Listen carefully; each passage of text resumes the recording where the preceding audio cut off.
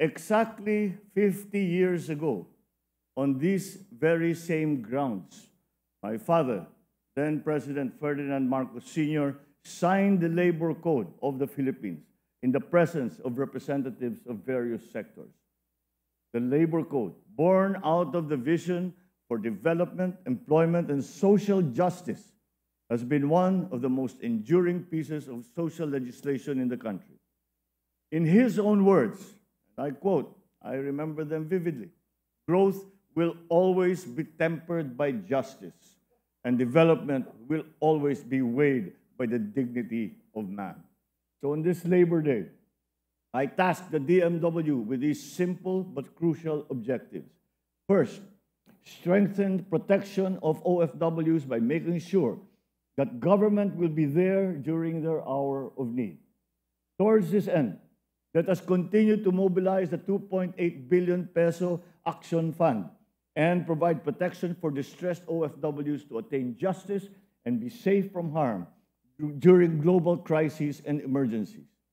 Let us also likewise provide forms of assistance to OFWs requiring welfare, repatriation, and reintegration services. Second, let us strengthen our efforts on labor diplomacy at the bilateral and multilateral levels and realize our shared responsibility with host countries to ensure safe and ethical recruitment processes and just and humane conditions for our OFW. Para naman sa mga contract of service at job order personnel ng pamahalaan, marahil narinig na ninyo pero uulitin ko po, tayo ay nagdesisyon na ipagpatuloy ang inyong serbisyo hanggang sa 2025. Pag-aaralan natin mabuti ang angkop na struktura sa pamahalaan. This year's Labor Day will also mark another milestone towards the realization of the long-envisioned and awaited Workers' Rehabilitation Center. This 50-hectare property of the Employees' Compensation Commission in Tanay will serve as a sanctuary and a place of rehabilitation for our workers and soldiers who suffer from work-related injuries.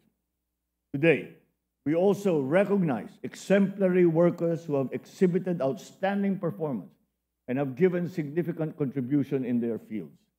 Sa lahat ng mga manggagawang Pilipino, muli ako'y nagpapasalamat sa inyo. Kayo ang muka ng bagong Pilipinas.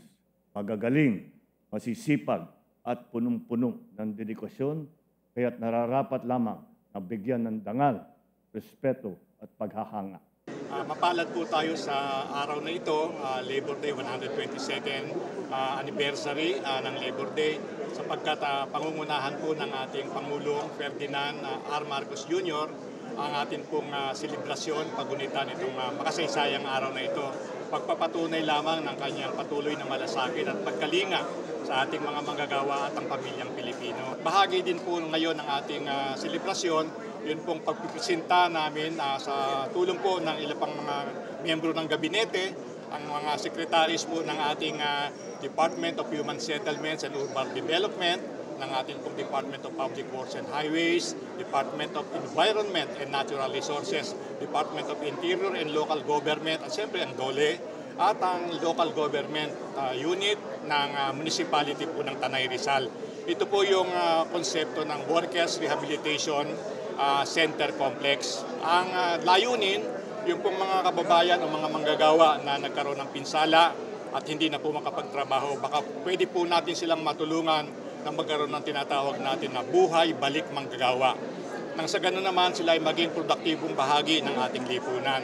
At ang pinakatampok dito sa celebration ngayon, yung tinatawag na memorializing the Labor Code of the Philippines. Kasi ngayon ang golden anniversary ng Labor Code na nalagdaan o naipatupad noong panahon ng ama ng ating pangkasalukuyang Pangulo, ang dating Pangulong Ferdinand Edralin Marcos Sr.